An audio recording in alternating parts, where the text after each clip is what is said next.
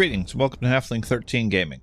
Today I'm continuing my new Mordheim Warband, the Dwarf Treasure Hunters, with a pair of Trollslayer heroes. For the unit list, I've named the dwarves as Gotrex Dumax and Draki Trollbane, a pair of disgraced dwarf warriors seeking a glorious death in the depths of the cursed city. Both are painted with similar colors, with only a deviation in the beards. These models will round out half the warband, with an engineer and a pair of Thunderbeard crossbow dwarves still to work on. My approach today is exclusively Army Painter paints, switching away from the Citadel contrast paints. The models I'm using are from the Dwarven Kingdoms line, sculpted by the Beholder Miniatures, and available on my mini factory. See below for the link. Draki Trollbane is using the Dwarven Kingdom's Slayers of Molten Core Command Group Sergeant, while Gotrex Dumax is represented by the model of Theron Firebeard, armed with 2 axes. The materials you'll need for this are simple: some basic paints, some brushes, and a willingness to make mistakes. Although I use Army Painter paints for this model, almost every line has similar or matching colors.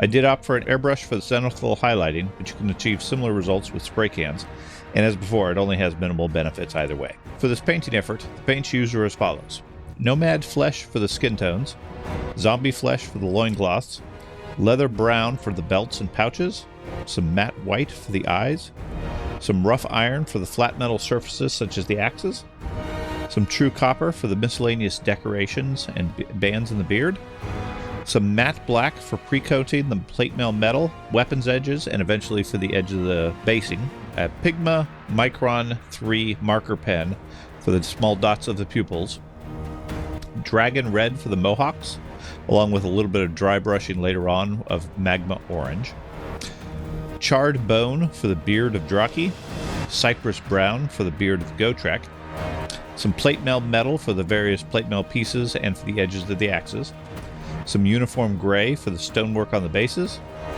and then some repeats of some of the colors, including some dark tone for the overall wash and darkening of the figure.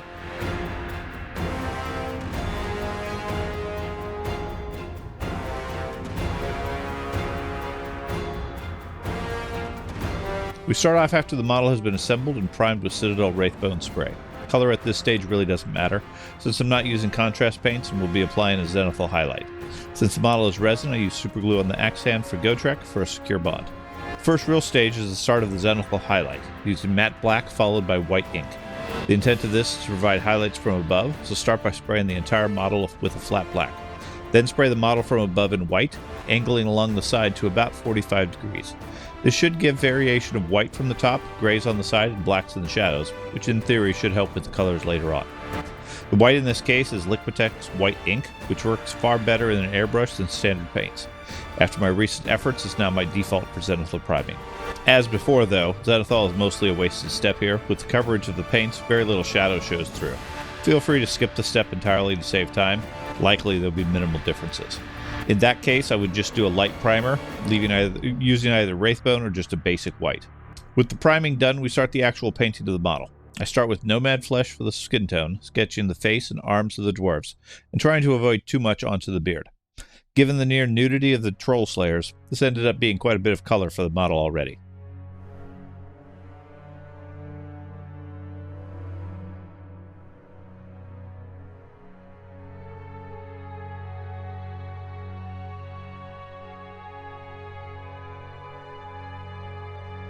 To give the boys a bit of decency, they fortunately have very basic loincloths, which are coated in a dirty linen color of zombie flesh. Very little is needed, given the general lack of decency the Slayers have.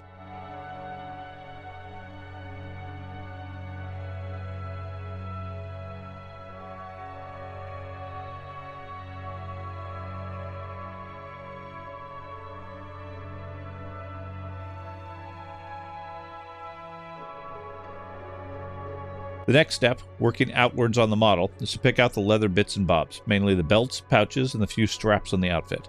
On Draki, this included the scabbard for his sword as well.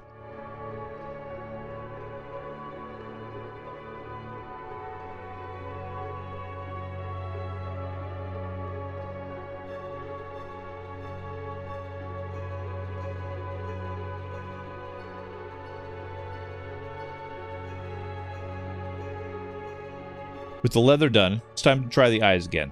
A small region of matte white is all it takes at this point, trying to avoid too much of the face. Most of the excess will be touched up later. This is really just to give a clear landing spot for the pupils. Continuing to move outward on the model, I move to rough iron. This is applied to the flat metal surfaces like the axe heads, the handles, along with the waist plates.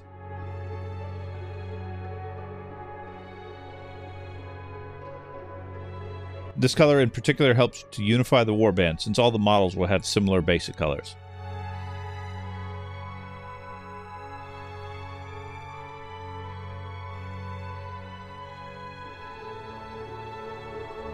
Once the iron is dried, I go in for details and decorations with a bit of true copper, touching each of the decorations at the end of the straps, along with the bracelets and any ornaments in the beard.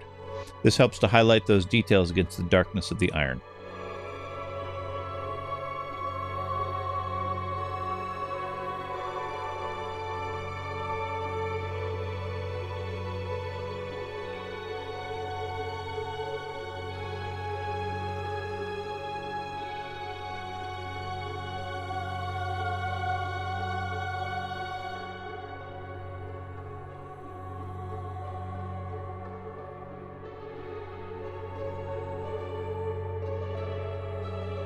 Correcting a concern I had in my previous painting, I remembered to pre-coat the silvery plate mail regions using matte black.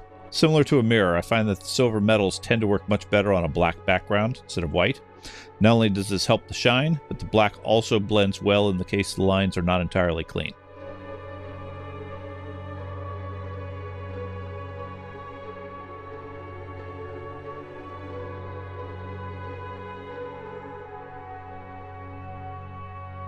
While the black paint dries, I use my Pigma Micron 3 marker pen to put small dots in for the pupils in the eyes. My confidence in this technique is growing, and I thus far have managed to keep them reasonably straight. Of course, with Trollslayers, a bit of craziness would work just as well. Moving on to the hair, it's time for one of the distinguishing features of the traditional Trollslayers, their bright red hair, colored this time with dragon red. It's easy to apply, except for the tight spaces on the model for Draki, with his axes so close. This red is also a unifying color for the warband, being consistent on each of the models.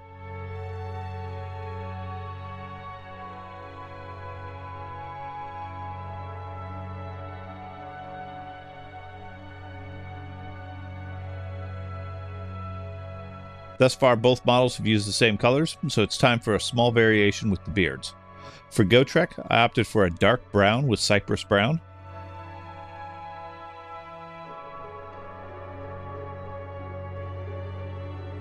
For Draki, his beard is a bit lighter with charred bone.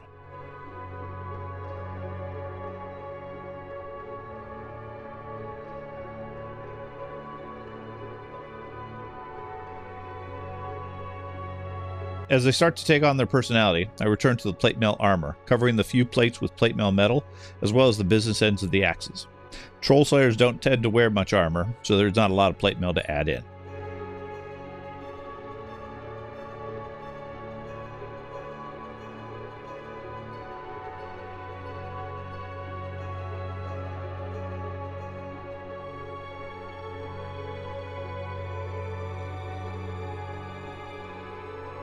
With the figures mostly completed with the basic colors, I switch over to the bases. The style I'm using is a stone flagstone, so a simple coverage of uniform gray covers that area as well.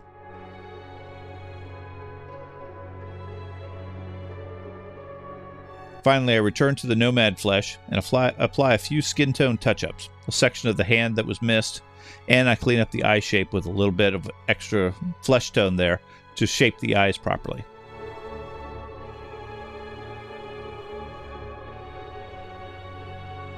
Since all my paints this round are Army Painter, my last efforts seem to be challenging when I use Nuln Oil.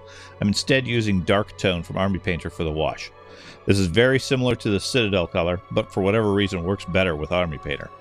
Although it initially looks very oily and overly dark, I trust the process, wait for it to settle and to dry.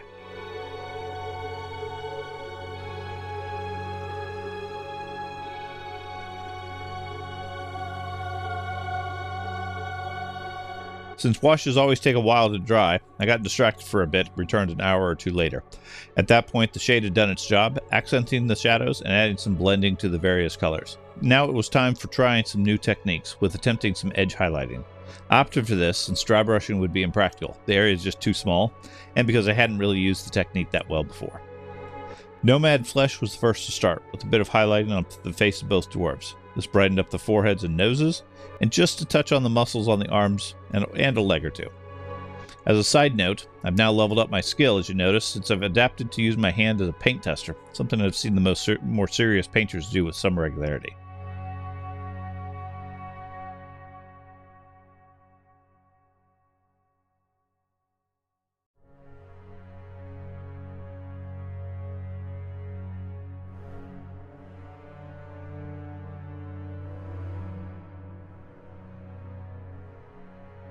Also applied a bit of cypress brown on the beards, but overall wasn't successful here. Either I wasn't doing it right, or the color wasn't enough of a difference, but it felt like it didn't really add much.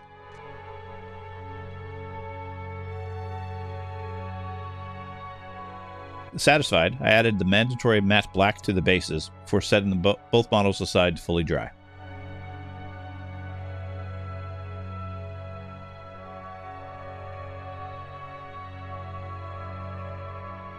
Quite happy with how both of these models turned out. Techniques have improved already in just the last couple of efforts.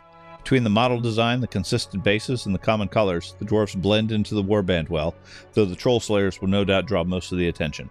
I have 3 more models to go, a dwarf engineer and a pair of dwarf crossbow thunderbeards, which should be coming soon.